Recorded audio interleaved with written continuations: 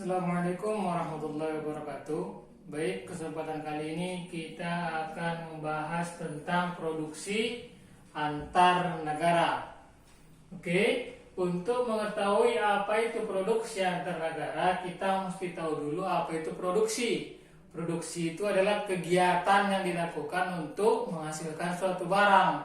Yang melakukan kegiatan itu disebutkan dengan produsen. Baik, apa hubungannya dengan antar negara? Berarti kita masuk kepada perdagangan internasional atau produksi internasional. Secara agregat, kalau kita membahas produksi, agregat ini bisa kita artikan sebagai semuanya, berarti keseluruhan. Berarti kalau secara agregat produksi ini berarti produksi secara keseluruhan. Kalau ada kata semuanya, kata keseluruhan berarti lebih dari satu. Apa saja kira-kira yang lebih dari satu itu? Yang pertama, yang disebutkan dengan produksi agregat itu adalah sumber daya alam. Kenapa? Karena sumber daya alam itu salah satu faktor utama untuk memproduksi suatu barang. Yang kedua apa? Sumber daya manusia. Yang ketiga sumber daya kapital atau sumber daya modal. Ya, yang tiga inilah yang disebutkan sumber daya agregat, sumber daya alam, sumber daya manusia, dan sumber daya modal. Sumber daya alam ini alam tanah, sumber daya manusia dialah tenaga kerja manusianya. Jadi kalau dikatakan produksi antar negara, kira-kira apa maksudnya antar negara? Berarti ada maksudnya itu antar lebih dari satu negara, minimal dua negara itu saling membantu. Umpamanya ada negara maju yang kekurangan tenaga kerja, kemudian ada lagi negara seperti langsung kita contohkan, Indonesia adalah padat penduduk. Indonesia itu adalah kategori negara yang padat karya. Padat karya itu adalah labor intensif. Labor intensif itu banyak orangnya, banyak manusianya.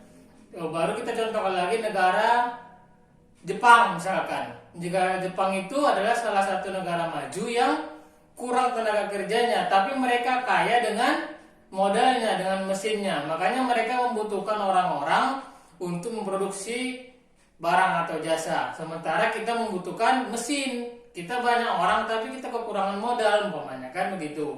Berarti antara Indonesia dengan Jepang saling kerjasama. Berarti di antara sumber daya agregat ini hanya sumber daya manusia dan sumber daya modal lah, sumber daya kapital lah yang bisa menjadi produksi antar negara. Kenapa? Karena sumber daya alam itu melekat. Sumber daya alam itu tidak bisa kita oper-oper, kecuali hasil dari alamnya baru bisa kita transfer, kan begitu. Berarti sumber daya manusia lah dan sumber daya modal lah yang bisa menjadi produksi antar negara. Walaupun sumber daya agregat itu ada tiga, cuma nomor 2 dan nomor 3 lah yang bisa kita gunakan untuk produksi antar negara. Langsung kita contohkan kepada negaranya. Dalam produksi antar negara ini ada dibagi dua jenis. Yang pertama ada negara yang disebutkan dengan negara padat karya.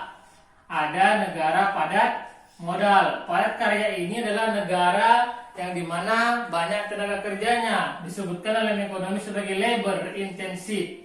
Labor ini kan tenaga kerja. Labor intensif banyak di sana tenaga kerjanya. Siapa itu labor intensif? Siapa itu tenaga kerja? Manusia. Apa yang diambil dari manusia? Tenaganya atau keahliannya. Itulah yang disebutkan dengan padat karya. Negara-negara apa ini? Umpamanya Cina termasuk. Cina termasuk negara padat karya dan padat modal. Mereka negara maju yang banyak penduduknya. Kemudian ada lagi negara padat modal. Padat modal itu adalah negara yang banyak tenaga, kurang tenaga kerjanya tapi banyak modalnya ataupun banyak mesin-mesinnya. Ini kita contohkan sebagai mesin. Produksi apa saja kira-kira itu yang termasuk negara yang memiliki padat modal. Termasuklah industri-industri maju dari negara-negara maju, Jepang, Singapura, Amerika, kan begitu. Dalam biasanya itu berada dalam industri otomotif. Kita contohkan. Otomotif itu rasanya hasil-hasil otomotif itu diambil dari mesin produksinya, proses produksinya, bukan dari manusia yang membuatnya. Atau alat elektronik, TV, kulkas itu kan yang membuatnya mesin, manusianya hanya sebatas operatornya saja. Itu yang disebutkan sebagai capital intensif.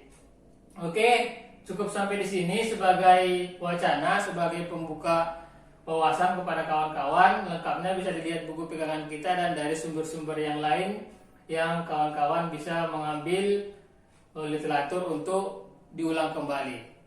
Saya cukupkan sampai di sini. Sekian. Wassalamualaikum warahmatullahi wabarakatuh.